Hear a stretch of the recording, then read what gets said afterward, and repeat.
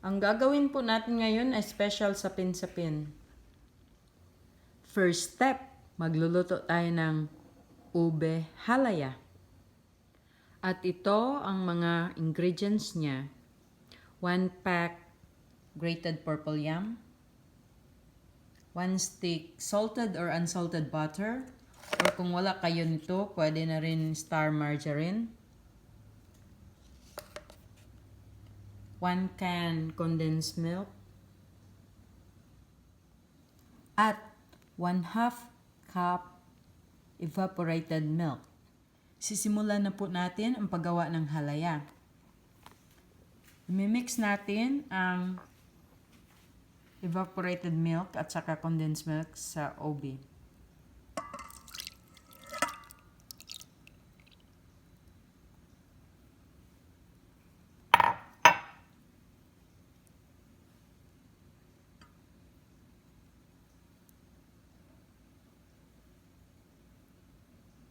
Hahaluin na natin ngayon ang mga gatas at ang ube.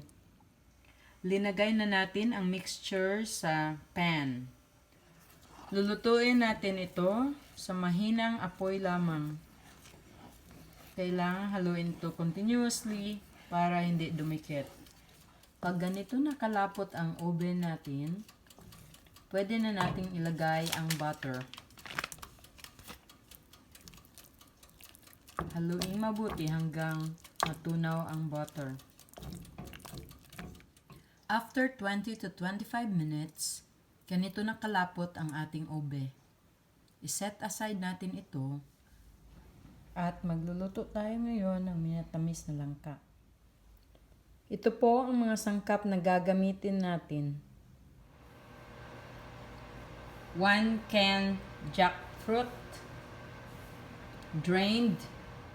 Dinurog natin ang jackfruit. 1 cup sugar. At 1/2 cup water para pag-caramelize natin sa jackfruit natin. Linagay na natin yung asukal at ang water sa pan. At hintayin natin kumulo ng ganito. Hintayin natin mag-caramelize ito at ilagay na natin ang jackfruit. Pag ganito na siya, ihahalo na natin ang langka.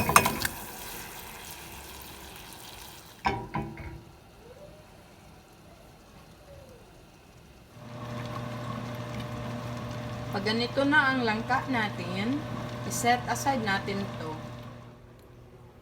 Gagawin na natin ngayon ang purple layer ng sapin-sapin natin. Ito po ang mga kailangan nating mga sangkap. 1 cup glutinous rice flour na hinaluan natin ng 1/2 cup water para maging galapong. Ito naman yung halaya na ginawa natin earlier. 1 can sweetened condensed milk and 1 cup coconut milk.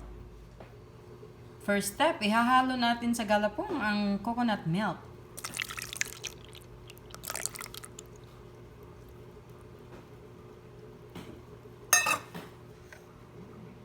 Next step, ang condensed milk naman.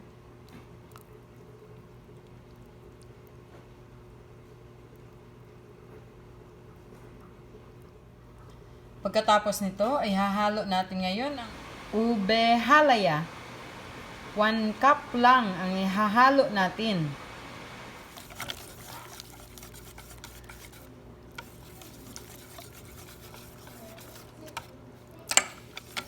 Haluin natin itong maigi. Lalagyan natin ito ng konting food color.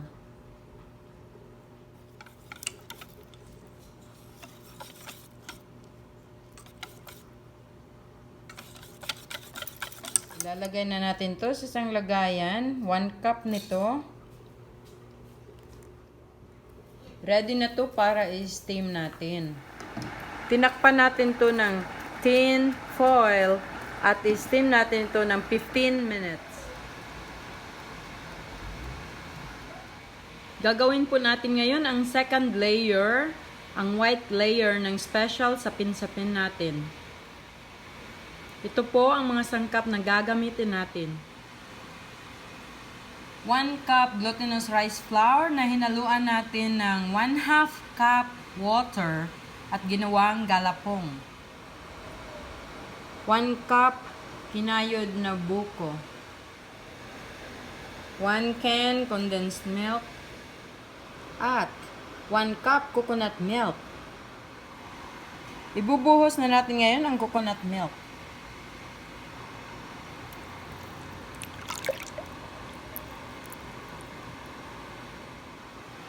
Isusunod natin ay ang sweetened condensed milk.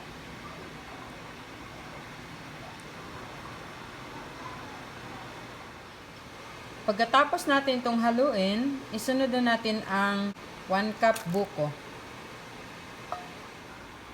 Haluin lang natin itong mabuti. Then, ilagay na natin to sa lagayan para i-steam natin siya. Second layer ito ng ating sapin-sapin.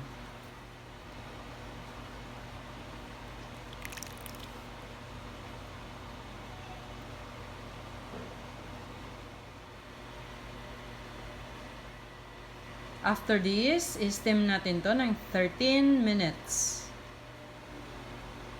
Tinakpan natin ito ng tin foil.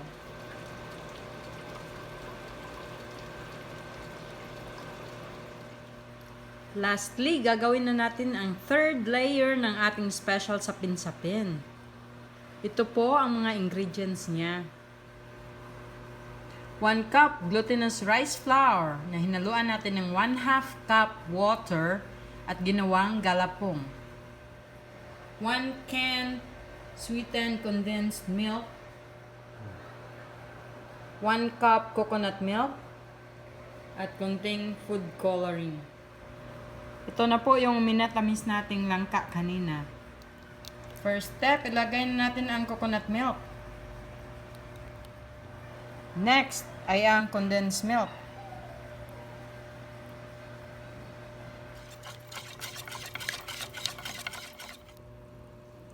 Pagkatapos nating mahalong mabuti, ilagay na natin ang ating 1 cup langka.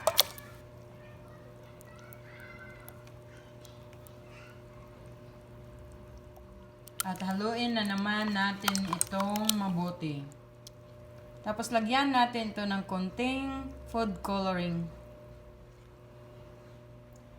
Lalagay na natin to sa na-steamed natin na purple at white. Ito ang third layer natin. 1 cup ang lalagay natin. Tatakpan na natin to at i-steam na natin for 13 minutes.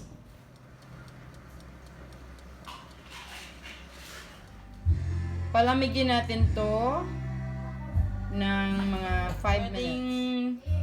Lagyan nyo ng caramel o chocolate. Or kung gusto nyo, pwede ring latik ang lagay nyo. Ito na po ang special sapin-sapin natin.